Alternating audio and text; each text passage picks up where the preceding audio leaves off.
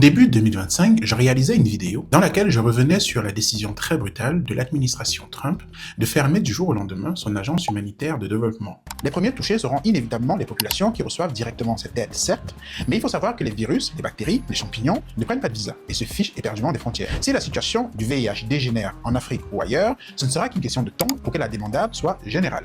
Dans la foulée, les gars nous annoncent qu'ils veulent aussi quitter l'OMS.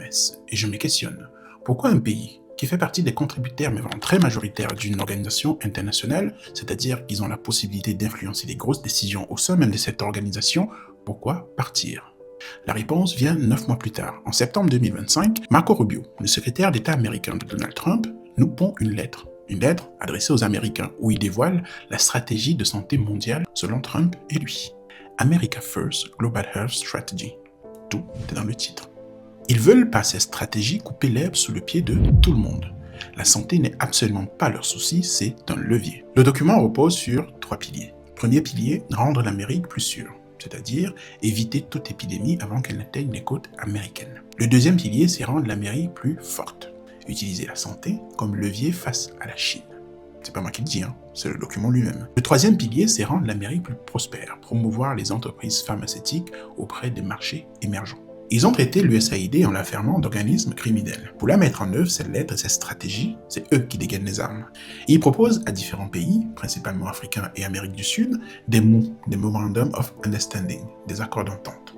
Ce ne sont pas des traités, donc ils sont beaucoup moins contraignants, mais suffisants pour que ces pays tombent dans le piège. Ils parlent d'accords bilatéraux, ce qui sous-entend qu'autour de la table des négociations, nous avons 2 partenaires égaux. En fait, il n'en est rien, c'est un écran de fumée.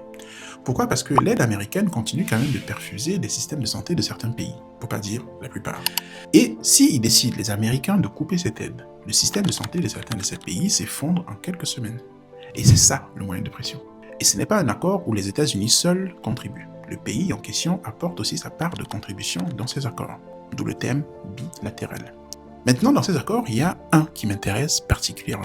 C'est que pendant 5 ans, vous participez à la stratégie américaine de les protéger eux. Ils vous obligent, pendant 25 ans, de partager les données biologiques des pathogènes qui les intéressent. Avec aucune garantie, et c'est ça qui est fort, que vous serez prioritaire lorsqu'ils vont découvrir un médicament, un vaccin ou un traitement. Et le pire, c'est qu'ils se réservent le droit de garder intégralement la propriété intellectuelle. Chapeau.